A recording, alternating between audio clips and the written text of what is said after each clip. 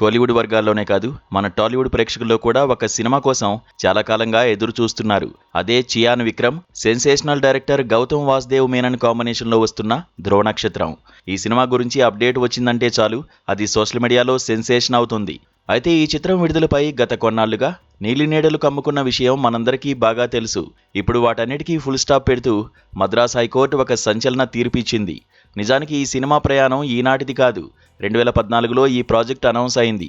Shooting పూర్తి చేసుకుని 2017-18 ప్రాంతంలోనే బాక్సాఫీస్ వద్ద సందడి చేయాల్సింది. విక్రమ్ లుక్స్, టీజర్స్ చూసి ఫ్యాన్స్ ఒక రేంజ్లో అంచనాలు పెట్టుకున్నారు.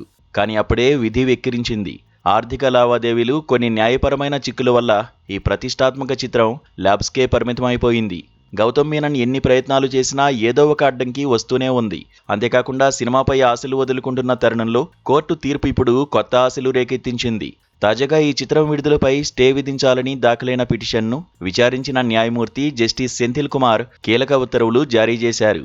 జూన్ 15వ తేదీలోగా ధ్రువ నక్షత్రం సినిమాను థియేటర్లోకి తీసుకురావచ్చని గ్రీన్ సిగ్నల్ ఇచ్చారు. అయితే ఇక్కడే కోర్టు కొన్ని కండిషన్స్ పెట్టింది. అయితే సినిమా ఆర్థిక వ్యవహారాలను పర్యవేక్షించేందుకు కొండాడు ఓం ఎంటర్టైన్మెంట్ పేరుతో ఒక కొత్త బ్యాంక్ అకౌంట్ తెరవాలి. మూవీ ద్వారా వచ్చే కలెక్షన్లన్నీ అందులోనే డిపాజిట్ చేయాలి. ఈ మొత్తం వ్యవహారాన్ని పర్యవేక్షించడానికి ఒక ప్రత్యేక అధికారిని కూడా నియమించాలని కోర్టు ఆదేశించింది. మరో ముఖ్యమైన విషయం ఏంటంటే, జూన్ 15 లోపు సినిమాను రిలీజ్ చేయాలని కోర్టు సూచించినా గౌతమ్ మీనన్ కొన్ని చెల్లింపులు చేయాల్సి ఉంది. థియేటర్ల యజమానులతో సంప్రదింపులు జరపాల్సి ఉంది. ఒకవేళ జూన్ 15 లోపు రిలీజ్ చేయడం కుదరకపోతే మరికొంత సమయం కోరుతూ తిరిగి కోర్టును ఆశ్రయించే వెసులుబాటును కూడా న్యాయమూర్తి కల్పించారు.